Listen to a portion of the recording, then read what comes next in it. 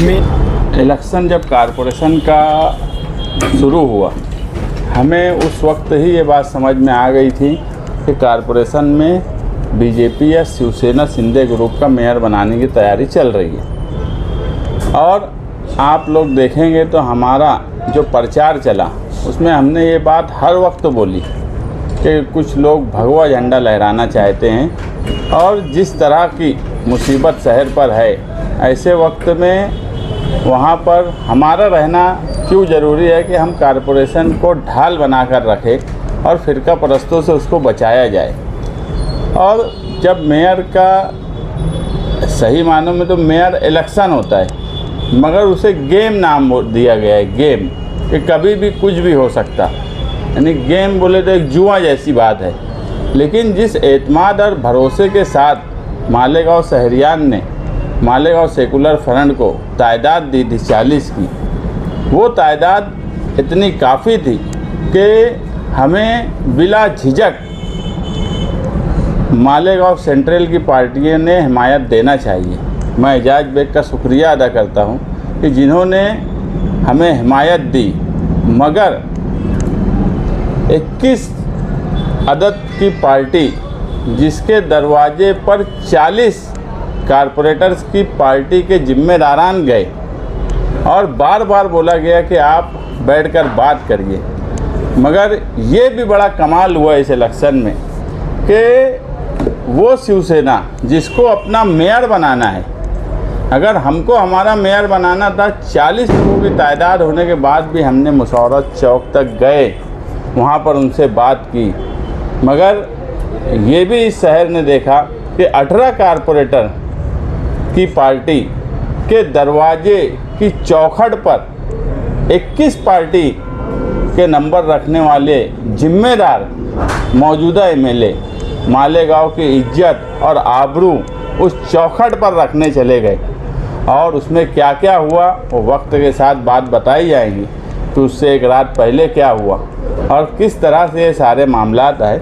मगर अल्लाह का बहुत बहुत शुक्र है कि आसिफ शेख साहब और हमने और हमारे साथ कुछ जिम्मेदारान ने जो कोशिश की, हमने महाराष्ट्र में पहला मुस्लिम मेयर और डिप्टी मेयर बनाया। नहीं तो 29 कारपोरेशन, यहाँ तक कि जहाँ मुस्लिम आबादी है, भिवंडी जैसी, औरंगाबाद जैसी, नांदेड़ जैसी कारपोरेशन में भी इस मर्तबा मुस्लिम या सेकुलर पार्टियों के मेयर नहीं बने।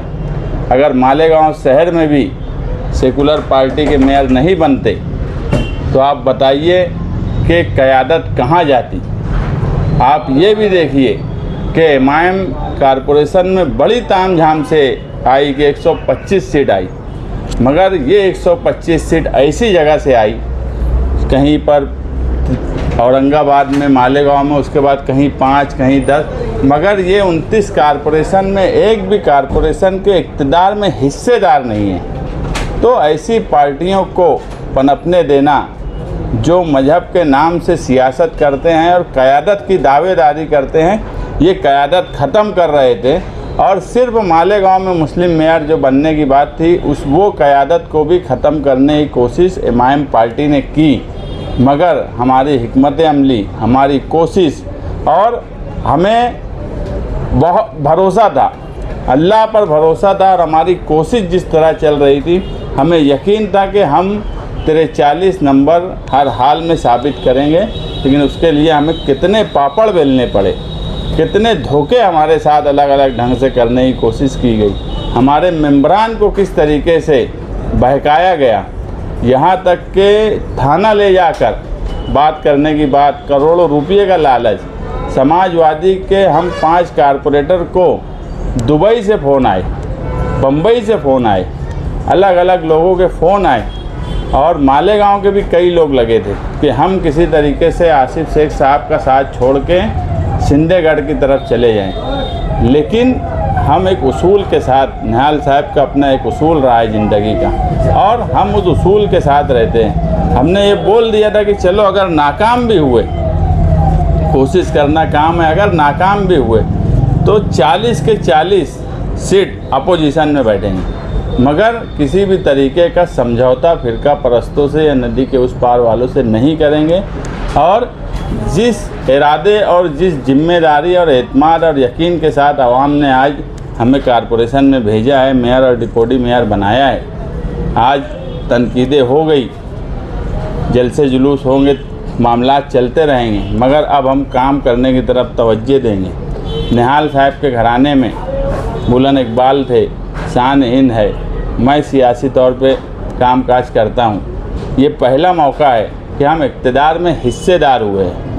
नहीं तो 2005 में निहाल साहब के मेयर रहने के बाद हम सिर्फ अपोजिशन में रहे।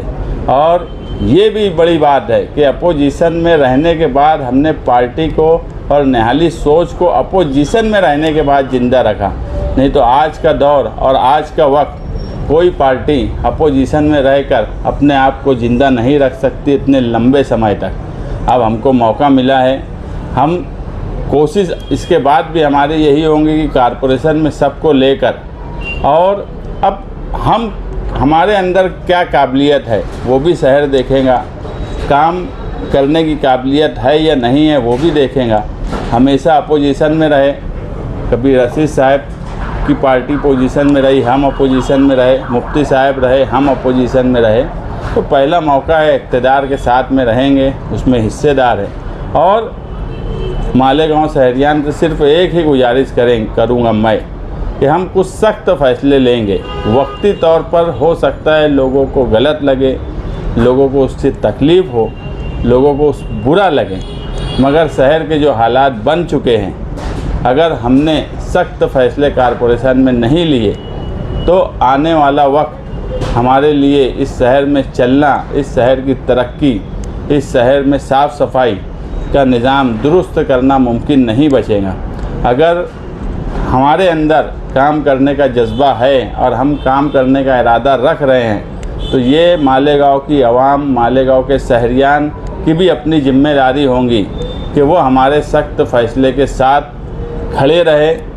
कुछ तकलीफ़ होती है तो उसे वक्त के साथ उठाए, मगर हम ईद के बाद मालेगांव शहर में सख्त फ़ैसले करेंगे और शहर की तामीर और तरक्की करेंगे।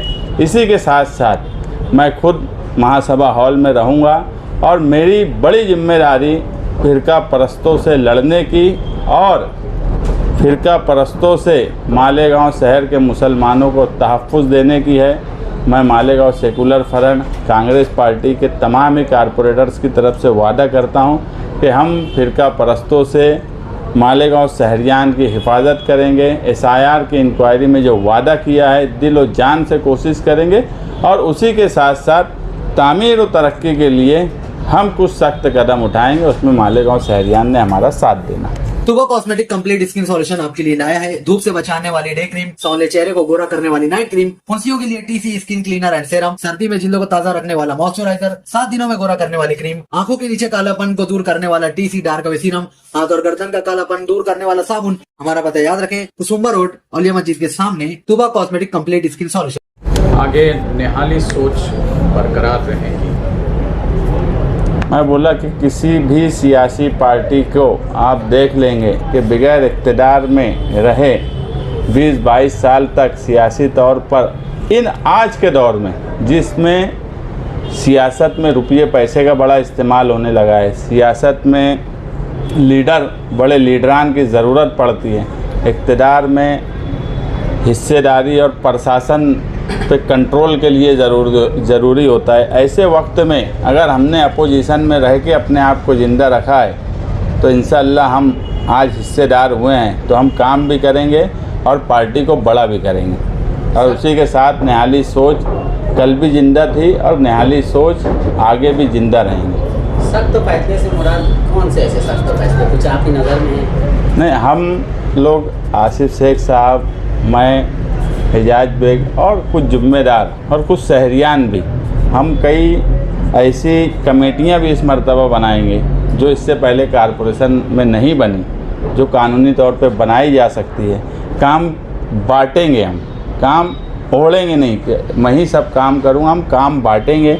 और शहरियान जो दिलचस्पी रखते हैं, जो माशरे में समाजी तौर पे शहर को सुधारना चाहते हैं, ऐसे लोगों को भी हम कुछ कारपोरेशन की तरफ से जिम्मेदारी देंगे और सख्त फैसले हम करेंगे। अब आज ही सारी बातें बताना बराबर नहीं है, हमारा काम अब हम शुरू करेंगे। लेकिन इलेक्शन लड़ने से पहले मेरे जहन में ये बात था कि अगर हम इक़्तिदार में आए तो कुछ सख्त फैसले करने की इस शहर में ज़रूरत पड़ेगी। लोग नाराज़ होंगे, कुछ ऐसे भी फैसले होंगे जो पहले हम उसकी हिमायत में रहे हैं अपने वक्त पे वक्त के हालात के हिसाब से। आज लगेगा कि यार अब वो जो वक्त गुज़र गया, आज वो ज़रूरत नहीं है, वो फ़ैसले हम करेंगे। कई ऐसी चीज़ें हैं जो मैंने रोकी है कारपोरेशन में, वो सियासी तौर पे मैं अपोजिशन में था इसलिए रोका होगा या उस वक्त की वो ज़रूरत होगी, मगर मुझे अब यह एहसास होता है कि अब वो सब चीज़ें रुकना चाहिए। कई मामलात कोर्ट में मेरी वजह से रुके, उसको ख़त्म करके एक सही मायनों में कामकाज होना चाहिए। और अपोजिशन में भी जो पार्टियां हैं, वो भले ही नदी के उस पार की शिवसेना हो, बीजेपी हो या मालेगांव शहर की एमआईएम हो, कारपोरेशन की हद तक हम कोशिश करेंगे कि सबको लेकर चलें। फ़िज़ाई आलूदगी जो है मालेगांव शहर का एक बहुत बड़ा और अहम मसला है, क्या उस पर भी गौर किया जाएगा, उसके भी ताल्लुक से सख्त फैसले लिए जाएंगे? जरूर भाई, फ़िज़ाई आलूदगी मालेगांव में तुम और मैं ही रोज़ आते जाते देखते उसका बोर्ड, और जिस हिसाब से फ़िज़ाई आलूदगी का मामला है, सही मायनों में अगर उस पर काम नहीं किया गया तो ये मालेगांव शहरियान के साथ नाइंसाफ़ी होगी। मैं जो बार बार बोल रहा हूँ कि कुछ सख्त फैसले करेंगे, उसमें आवाम ने और शहरियान ने उस वक्त तो उनको गलत और बुरा लग सकता, मगर मुस्तकबिल का अगर सोच कर हमारा साथ देंगे तो हमें कामकाज करना बड़ा आसान होगा, और अगर तकलीफ़ देंगे तो हम सख्त फैसले करेंगे।